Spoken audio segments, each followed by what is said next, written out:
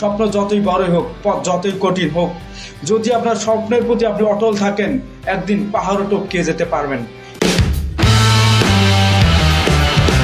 আজকে একটা গল্প শোনাবো আপনাদেরকে, যে গল্পটা শুনলে আপনার গায়ের লোম দাঁড়িয়ে যাবে, যে গল্পটা শুনলে আগামীতে আপনি এগিয়ে যেতে পারবেন, যে গল্পটা আপনাকে অনুপ্রেরণা যোগাবে। হ্যাঁ, একটা গল্প বলবো আমাদের সবার প্রিয় ঋতুপর্ণা চাকমার, যিনি পাহাড় থেকে উঠে এসেছেন, যিনি পাহাড়িদের মন জয় করে গোটা বাংলাদেশের মন জয় করেছেন, যিনি এই মুহূর্তে নারী ফুটবলের সবচেয়ে বড় তারকা, যিনি এই মুহূর্তে বাংলাদেশের মেসিগত ঋতুপর্ণা, যার উপর নির্ভর করে বাংলাদেশের অ্যাটাক লাইন, যিনি প্রতিপক্ষকে কাঁপিয়ে দিতে পারেন, সেই ঋতুপর্ণা চাকমার জীবনের গল্প আজকে শোনাবো আপনার। এই গল্পটা শুনলে অবশ্যই আপনি এগিয়ে যেতে পারবেন। এই গল্পটা শুনলে আপনিও আপনার ভিতর থেকে কিছু করার চিন্তা ভাবনা করবেন।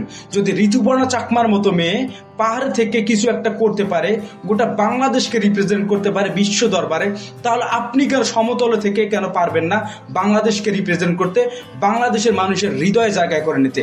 তেমনই একটা গল্প শোনাবো, চলুন দেরি কেন, ঋতুপর্ণা চাকমার গল্প শুরু করা যাক। পাহাড়ের ছোট্ট গ্রাম থেকে উঠে আসা ঋতুপর্ণা চাকমার জীবনের বড় স্বপ্ন ছিল একদিন বড় হয়ে বাংলাদেশকে রিপ্রেজেন্ট করবেন, কিন্তু এই পথ ঋতুপর্ণা চাকমার জন্য মোটেও সহজ ছিল না।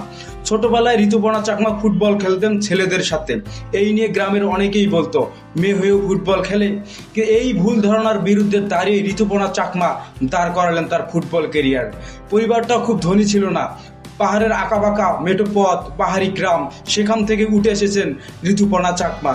পরিবারের সহযোগিতা আর কোচের সাপোর্টে ঋতুপর্ণা চাকমা দাঁড় করালেন তার ফুটবল কেরিয়ার, হয়ে গেলেন পাহাড়িদের জন্য এক রোল মডেল। স্কুল ফুটবলেই ঋতুপর্ণা চাকমা দেখাতে শুরু করেন তার নিজের প্রতিভা।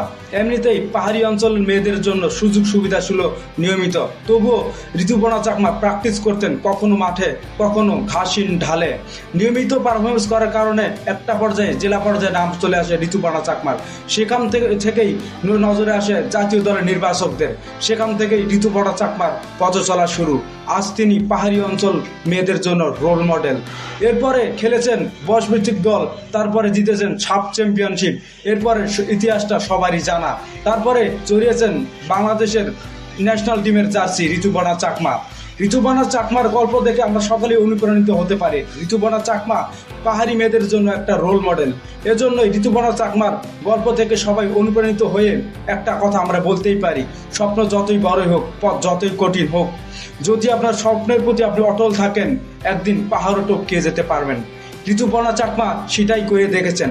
ঋতুপর্ণা চাকমাকে দেখেই বাংলাদেশের যে সকল মেয়েরা আছেন নিজেদেরকে প্রকাশ করতে পারতেছেন না, তারা এখনই সজাগ হয়ে যান। ঋতুপর্ণা চাকমার মতো একটা মেয়ে, পাহাড়ি অঞ্চলের মেয়ে, তিনি যদি পাহাড় থেকে বিশ্ব জয় করতে পারেন, বাংলাদেশের প্রত্যেকটা মানুষের মন জয় করতে পারেন, তাহলে আপনারা কেন পারবেন না?